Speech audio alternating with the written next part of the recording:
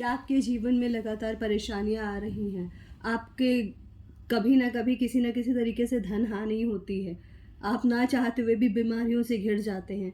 कोई भी चीज़ आपके घर में शुभ कार्य नहीं हो पा रहे होते हैं तो डिले होते हैं। संतान प्राप्ति में प्रॉब्लम्स आ रहे हैं और आपके काम बनते-बनते एकदम से बिगड़ जाते हैं। कहीं आपने कुछ बात चलाई है शादी के लिए तो वो फाइनल होते-होते कैंसल हो जाती है। क्यों होता है ऐसा? कहीं यहाँ पर पितृदोष तो नहीं है? तो ये पितृदोष होता क्या है? किस तरीके से इसका निवारण करें और कैसे कुंडली में ये योग बनता है? ठीक है? इसको आज हम इस वीडियो में जानेंगे और आप अंत तक इस वीडियो में बने रहिएगा। आपकी कौन सी परेशानी का हल मिल जाएगा आपको शायद पता भी ना हो।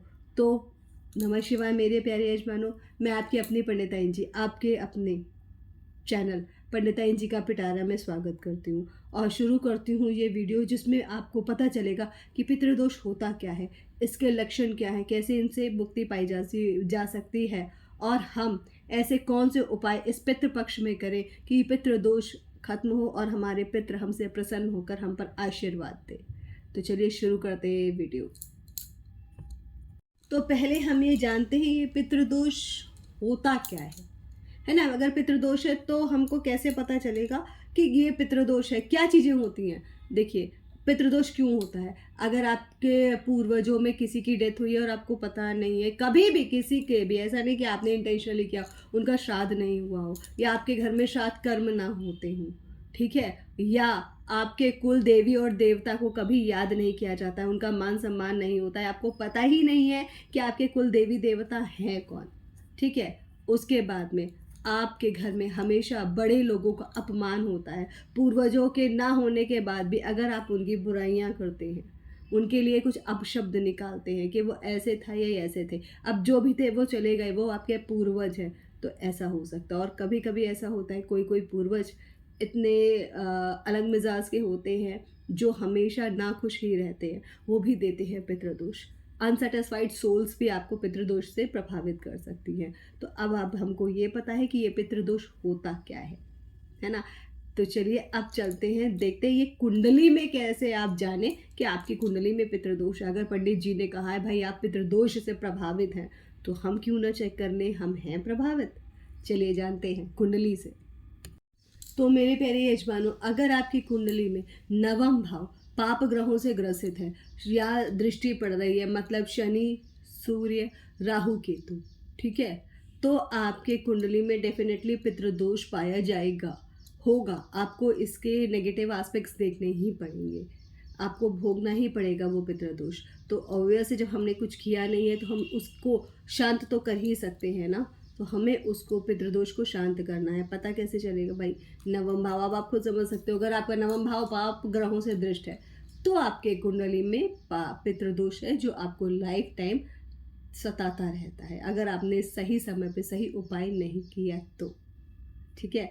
हमने ये जाना पितृदोष क्या है, फिर हम ये समझ रहे हैं पितृदोष कुंडली में कैसे देखते हैं, और अब हम ये जानेंगे कि पितृदोष के कुंडली नहीं है तो कैसे, ऐसे क्या लक्षण होते हैं जिससे हम समझ सकते हैं कि यार ये तो पितृदोष के लक्षण हैं। चलिए देखते हैं कि पितृदोष के लक्षण क्या होते हैं। तो जैसा मैंने आपको बताया, अब हम ये जानेंगे कि पितृदोष के लक्षण क्या है। जैसे हम जानें तो सबसे पहला जो मेन मतलब बेसिक लक्षण है, आप जहाँ पर भी रहोगे कहीं ना कहीं से आपके घर के आसपास पीपल का पेड़ उगाएगा। आप खुद महसूस करोगे, ये आप जितनी भी कोशिश कर लोगे कहीं ना कहीं से पीपल का पेड़ आपके आसपास आपको दिखेगा ही कि हाँ, पीपल के पेड़ की वजह से आपके ये पहला साइन है, सिग्निफिकेशन है कि आपकी कुंडली में पितृदोष है। फिर दूसरा क्या है, आपके घर में विवाह संबंधी कार्य या फिर शुभ कार्य बहुत देर से होते हैं या फिर होते ही नहीं हैं, या बच्चों की या पहले किसी की मैरिड लाइफ खराब रही है। और क्या होता है, संतान प्राप्ति में देरी होती है, विलंब होता है ना? आपको वहाँ पर भी प्रॉब्लम फेस करनी पड़ती है, उससे भी चीज़ें खराब हो जाती हैं, ठीक है? और आपका काम नहीं चलता है, आप जो भी काम स्टार्ट करते हो आपको ज़ीरो से शुरुआत करनी पड़ती है। हमेशा आप बहुत अच्छी नौकरी में हो, अचानक कुछ प्रॉब्लम हो, आपका जॉब चला गया, that's also signifying to a पितृदोष, ठीक है?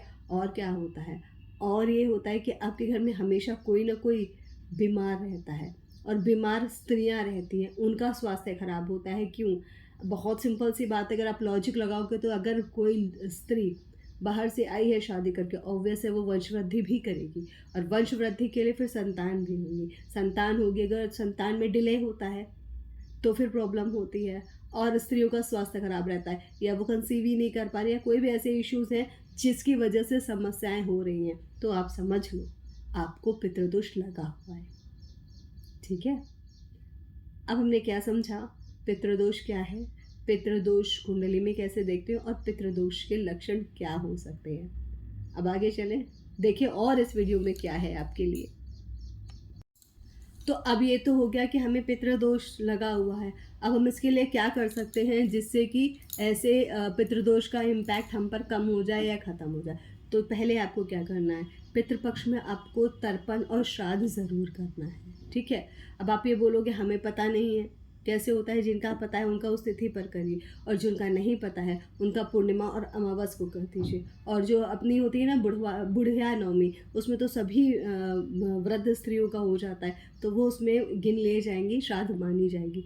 तर्पण करिए, और अगर आपको जैसे कुछ नोन है कुछ अननोन है तो आप गया में जाकर उनका पिंडदान कर दीजिए। जिनका नहीं हुआ होगा, आप ये बोले नोन और अननोन, उनका पिंडदान करिए, उससे भी आपका पितृदोष का शमन होगा। और पूरे पितृपक्ष आपको 15 दिन की बात होती है, पूरे पितृपक्ष आपको अपने घर के दक्षिण दिशा में, जहाँ आप तर्पण करते हो ना, जल देते हो, वहाँ पर आपको दिया जलाना है।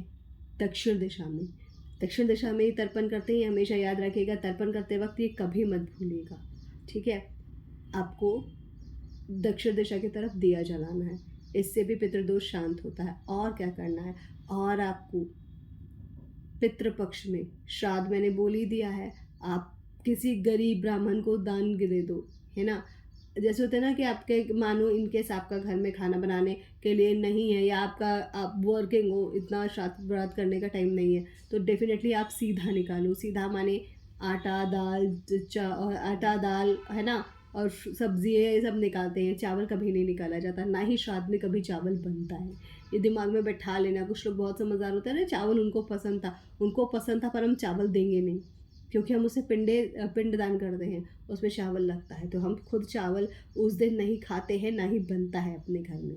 ठीक है, और क्या कर सकते हैं, और आप पितृदोष सूक्त का पाठ करिए, उससे भी आपके पितृदोष में शांति मिलेगी, आपका जीवन ज़्यादा आसान हो जाएगा, और प्रॉब्लम्स आपको इतनी परेशान नहीं करेंगी। धीरे धीरे करके आपका पितृदोष खत्म होगा। अब आगे चलते हैं और जानते हैं राशि अनुसार आप कौन सा उपाय करें जिससे आपका पितृदोष खत्म हो। चलिए जानते हैं राशि अनुसार। मेष राशि वालों, आपको पितृदोष का उपाय कैसे करना है, आपको हनुमान जी की पूजा करनी है और उनको गुड़ चने का भोग लगाना है। ठीक है, इससे आपका पितृदोष शमन होगा। और वृष राशि वालों, आपको क्या करना है, आपको शुक्रवार को कन्याओं को भोजन कराना है।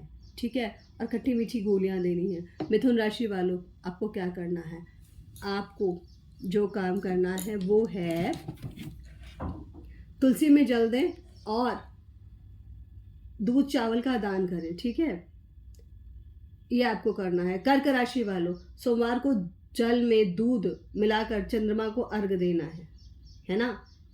और सूर्य यानी सिंह राशि वालों को सूर्य देव को जल दें और ओम आदित्याय नमः का जाप करें। उसके बाद में बुधवार को क्या करना है, बुधवार को गरीबों को, कन्या राशि वालों को बुधवार को गरीबों को मूंग और हरी सब्जी का दान करना है। तुला राशि वालों, शुक्रवार को सफ़ेद मिठाई और दही का दान करना है आपको पितृदोष से शांति के लिए। वृश्चिक राशि वालों को मंगलवार को तांबे के पात्र में तर्पण करें, तांबे के पात्र से तर्पण करना है। धनु राशि, पितृ सूक्त और भगवद गीता की श्लोक पढ़ें। अभी मैंने आपको पितृ सूक्त पढ़ने बोला था, और भगवद गीता का श्लोक पढ़ें। मकर राशि वालों को शनिवार को पीपल के पेड़ में घी का दीपक जलाना है। कुंभ राशि वालों, अमावस को घर में हवन करिए। मीन राशि वालों, मछलियों को आटा खिलाओ और लैया डालो। ठीक है, और जल का दान करें, मतलब किसी गरीब को पानी पिलाते हैं। तो यह आपका राशि अनुसार उपाय हो गया। ठीक, और मेरे प्यारे यजमानों, बहुत कम लोग होंगे जिनको पितृ पक्ष का महत्व नहीं पता। आप जानते हैं पितृपक्ष में एक यही मंत्र होता है जिसमें हमारे पूर्वज धरती पर आते हैं हमसे मिलने, किसी न किसी रूप में, किसी न किसी तरीके से वो हमसे कनेक्ट करते हैं। और जो साइकिक पर्सन होते हैं उनसे वो सबसे ज़्यादा कनेक्ट करते हैं, क्योंकि वो उन्हें बताते हैं कि उनको क्या, वो खुश हैं, परेशान हैं, उनकी लाइफ में क्या अभी भी क्या वो चाहते हैं, है ना, वो उनसे कहते हैं। तो ये होता है। और पितृपक्ष का अपना ही महत्व है। तो पितृपक्ष में भूल कर भी किसी पूर्वज का अपमान मत करिएगा, अपशब्द मत बोलिएगा, भले ही आपके मन में कुछ भी हो। डोंट डू दिस, ठीक है। इसको एक सेलिब्रेशन की तरह मनाइएगा, पितृपक्ष को दुख की तरह नहीं। क्योंकि जब हमसे हमारे परिजन मिलने आते हैं तो हम खुश होते हैं, ना कि रो रहे होते। उनको लगेगा दे आर नॉट हैप्पी। सो हमें बहुत खुश रहना है, अच्छे से रहना और लाइफ को इंजॉय करना है और उनको याद भी करना, ताकि उन्हें लगे कि हम खुश हैं, अच्छे से हैं और वो आराम से अपनी लाइफ को इस यहाँ से जाने के बाद में अपनी दुनिया में लौट सकते हैं और उनको हमारे लिए चिंता करने की ज़रूरत नहीं, बस अपना आशीर्वाद बनाए रखें। और जैसा मैं हमेशा कहती हूँ, आपको हैरी पॉटर का हिंदी में जो मंत्र है जो उन्होंने बताया था जब वो शील्ड का प्रयोग कर रहे थे, वो था पितृदेव संरक्षणम। तो आपको ये मंत्र रोज 108 बार बोलना है, पितृदेव संरक्षणम। इससे होगा कि आपके पितृ आपकी रक्षा करेंगे। अगर आप ये सोचो ये मूवी का है तो आप नहीं समझ पाओगे, पर अगर आप इसकी डेप्थ पे जाओगे तो आपको पता चलेगा पितृदेव संरक्षणम। जो हमारे पितृ हैं वो हमारी रक्षा करें, हमें संरक्षण दें। तो जब हमारे पितृ हमारे साथ में खड़े होंगे तो हमारा काम कौन बिगाड़ सकता है, ज़रा सोच के देखिएगा, ठीक है।